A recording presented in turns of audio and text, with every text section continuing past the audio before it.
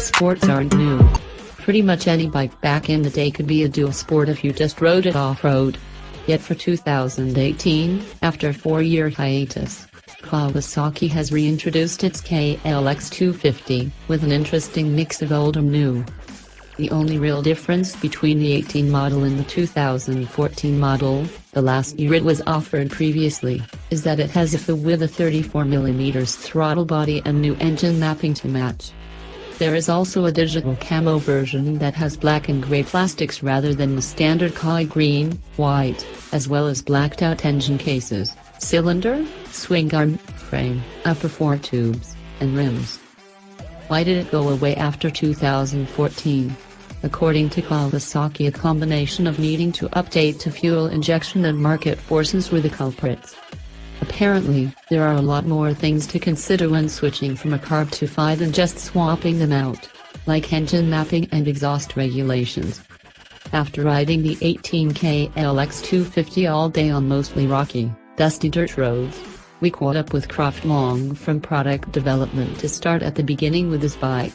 The original ancestor of this modern machine goes back to the late 60s with a couple of street-legal small-bore two-strokes with sweet names, the Kawasaki Sidewinder and Bison.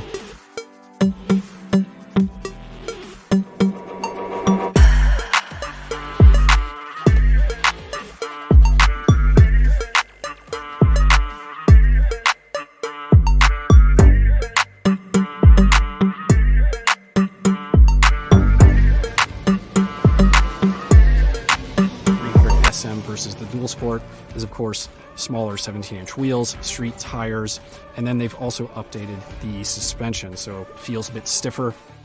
Yeah, we had a good time earlier in the day riding the Supermoto version on the street.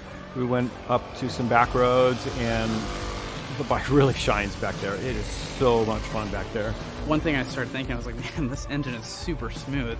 And I think it is really smooth, but I think the narrower handlebar as well as the big rubber inserts on the foot pegs make a big difference. Like, you really don't feel any vibrations through that.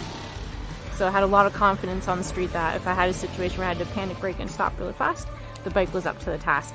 And that also translates really well to the track, because there's a lot of instances where you're doing hard braking on the track, and so you're really going to enjoy that extra stopping power that the KLX300SM can deliver. You're going from large off-road oriented wheels that kind of subdue the handling a little bit, and then with these smaller wheels it just perks everything up and makes it a very light, throwable, you can just chuck the bike around and have fun. I just kept leaning the bike more and more and more and pushing it into the corner more and more and more. The front end was sticking, everything was solid, there wasn't any slipping, there wasn't any sliding, there wasn't any upset. It was impressive.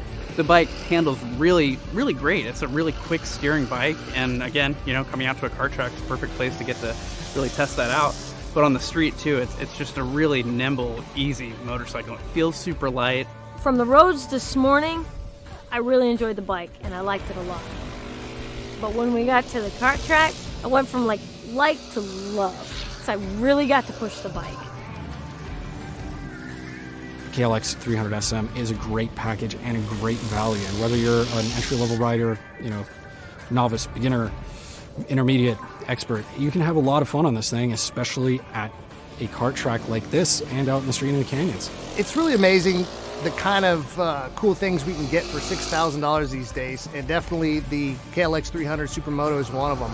The fact that you can do so many things with this bike, whether it's going out on a long trip, using it for commuting. I think that just bumping it up from that 250cc up to the 300 made a huge difference in terms of the versatility of the bike. I don't really know how much more fun could be had with bikes with